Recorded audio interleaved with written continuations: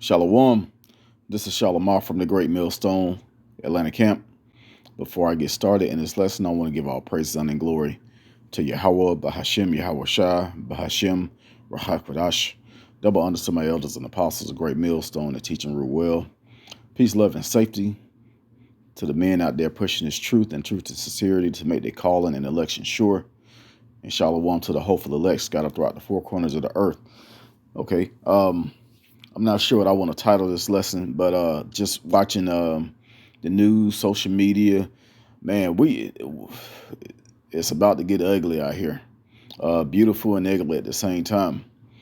Looking at everything that's going on in the past 2 weeks with this election, um, I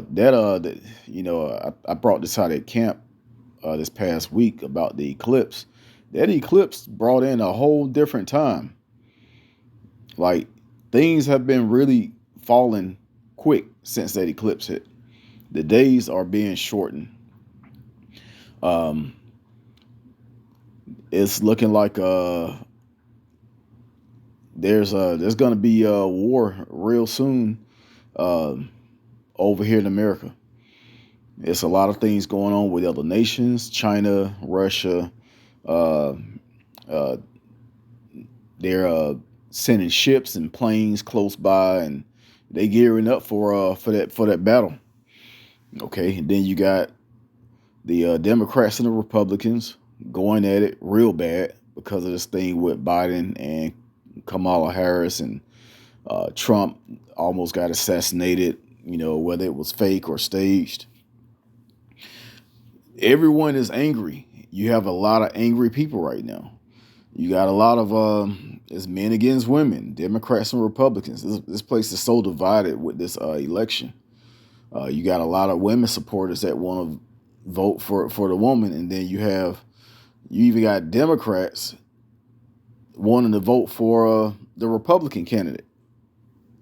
It's so divided. Nothing is making sense. No one is going to fix this place. So this is just a waste of time, a waste of money, and we all know what's about to happen soon. So I wanted to start with this second Ezra chapter 2 and verse 27. It says, Be not weary, for the day of trouble and heaviness cometh. Others shall weep and be sorrowful, but thou shalt be merry and have abundance. And the same thing is spoken of in Luke chapter, I believe it's Luke chapter 6, and also Isaiah chapter 65, about some people are going to cry and be sorrowful, and some people are going to have abundance. They're going to be able to eat, drink, and others are going to be starving and be hungry and thirsty. So the Lord is about to make that division amongst his people, and that's talking about the Israelites, you so-called Negroes, Latinos, Native Americans, and also the Israelite foreigners that look like the other nations. But your bloodline goes back to Abraham, Isaac, and Jacob. They talking about those people. If you're a heathen, you're pretty much done on this side. If you're not an Israelite, there's no salvation for you. Your world is coming to an end because this is your time. You had all this time to do what you needed to do and live your life and have all the money and rule the world, and it's coming to an end. And Jacob is the next one to rule the earth, and that's written in the scriptures.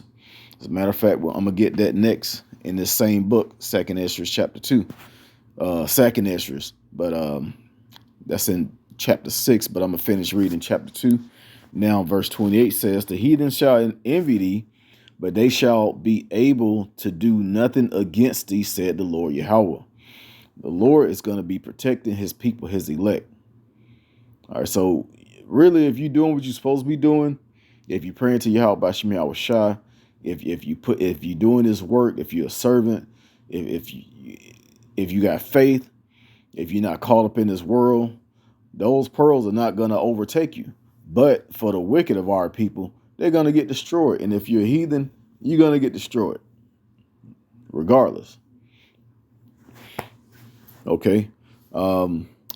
Let's go. Same book, Second Ezra chapter 6, and verse 9. It says, "For Esau is the end of the world, and Jacob is the beginning of it that followeth. And Esau being the so-called white man today. He's had all these years since the rebirth or the Renaissance era to tell all the lies, lie to all people, say that who he is a lie. He's really Esau Edom, and tell our people that we're black, Hispanics, and Native Americans when we actually the 12 tribes of Israel. He had all this time to rule the world and lie to everyone. Now everything is being exposed. Everything is uncovered. So that time is up. Now he's going to be at war with everybody. Everybody's going to be at war with him. And when I say everybody, I'm talking about the other heathens. You Israelites, you need to just sit back and chill out because it's not your fight.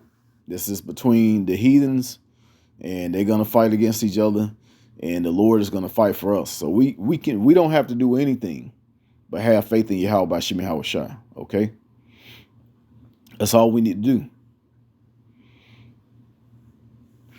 Let's go to, I already had it up here, Zephaniah chapter 3, verse 8. It says, "Therefore wait ye upon me, said the Lord Yahweh, until the day that I rise up to the prey.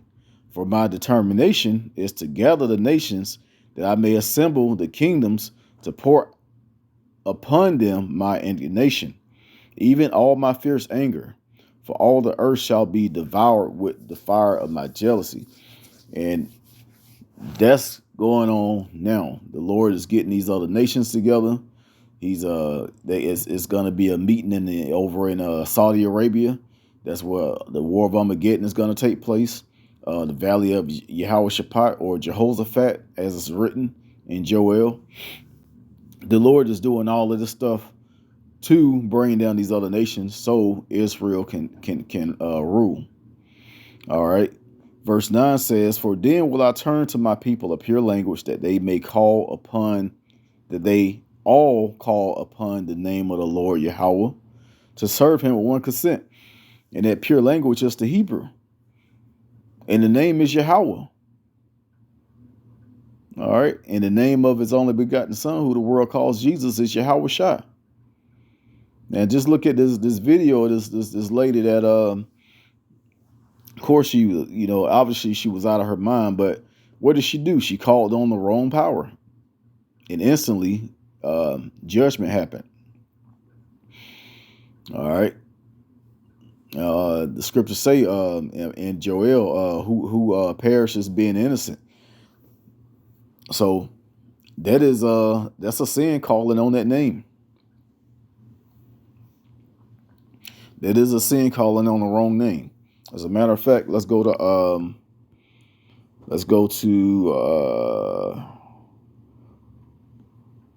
Judges chapter 10, and I believe it's verse 15.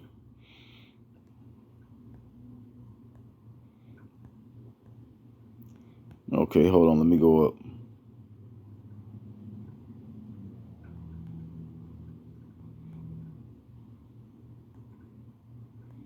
Okay, verse 13, Judges chapter 10 and verse 13 and 14, it says, "Yet ye have forsaken me and served other gods. Wherefore I will deliver you no more." And that's what happened to us. We went off by serving other gods, other powers. And Yahweh Shemi Hawashai was like, okay, you want to call on them? All right, I'm going to hide my face. And guess what happened? He said this: "Go and cry unto the gods which ye have chosen." And in that case, she chose the God that the heathens taught us to pray upon.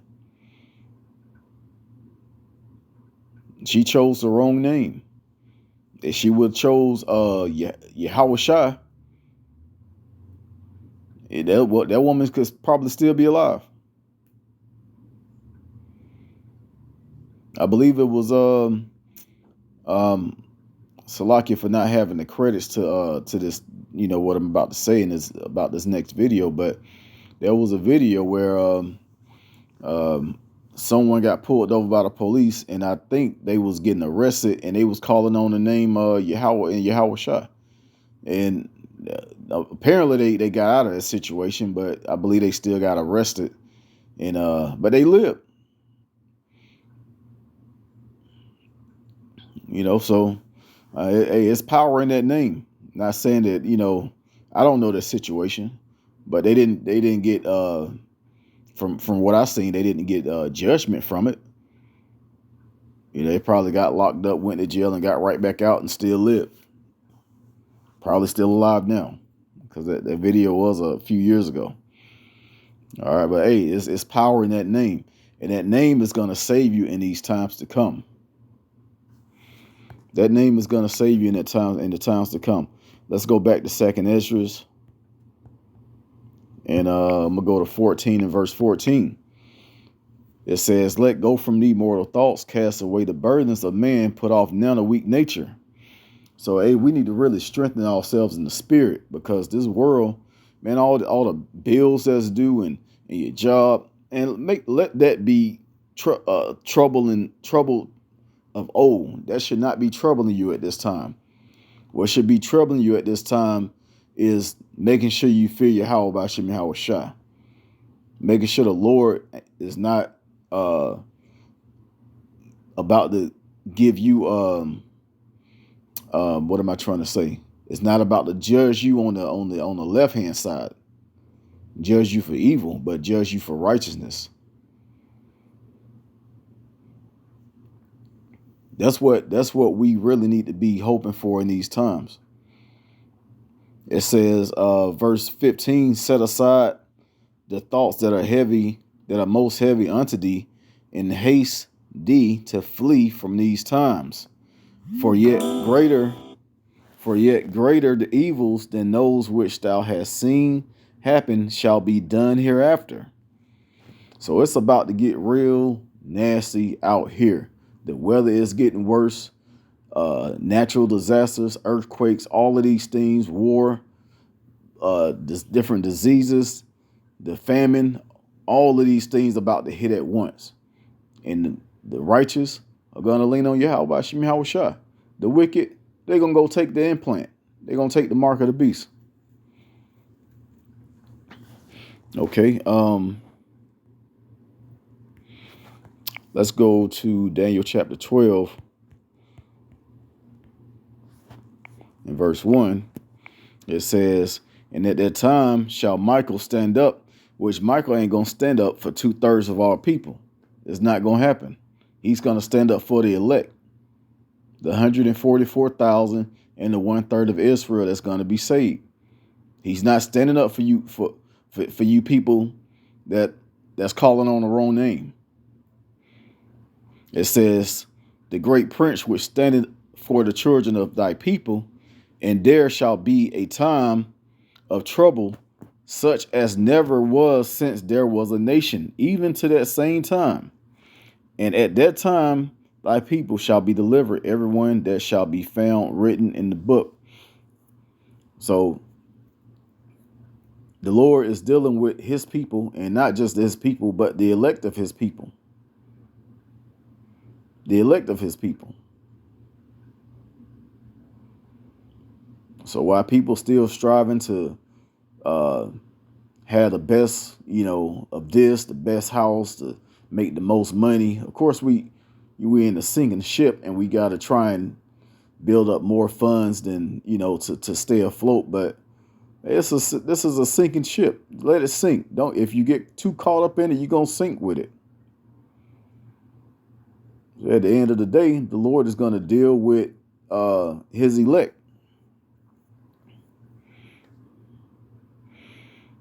I'm going to read it. It says, "And at that time thy people shall be delivered, everyone that shall be found written in the book." So you want to make sure you're written in the book and not written for destruction.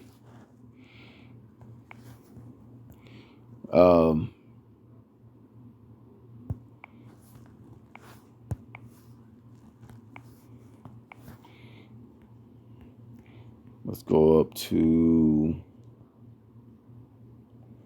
okay. Yeah, this is a classic because I mentioned the 2/3. I'm going to get this one. I'm going to end it. It says, "And it shall come to pass that in all the land, said the Lord Yahweh, 2 parts shall be 2 parts therein shall be cut off and die, but the third shall be left therein. All right, so 2/3 of the Israelites are gonna die over here. That's why we bring up the 2/3, because it's written. But verse 9 says, and I will bring the third part through the fire, and will refine them as silver is refined, and will try them as gold is tried. And they shall call on my name, and I will hear them, and I will say, it is my people, and they shall say, the Lord is my power. Yahweh is my power. Okay, and how are you going to call upon the name? You got to know the name. You have to know the name. So calling up on that the J word, hey, that's going to get you put in the category with the 2/3. We hitting some heavy times. People need to wake up, open your eyes, and see what's going on. It's about to get real crazy out here. Just look at the news. Look at, as a matter of fact, go to some of these videos on YouTube and TikTok about the president election, or as a matter of fact, go to some of the stuff that these Edomites, the so-called white people, are putting out, the content, and read the comments. It shows you how much hate they have for you. This one guy commented about the lady that got taken out by the police. The guy said he would have emptied the whole clip, and he got exposed for that. But nothing's gonna happen to him. Nothing's gonna happen to him until the Lord bring judgment on him. It's people making it little cartoon drawings and all, making a big joke about this, and it's all Esau Edom. They laughing about this whole situation. So you people need to get right with your power. Don't try and go out here and recompense judgment when the Lord is going to do the judgment. All you got to sit back and do is fear him, pray, and have faith.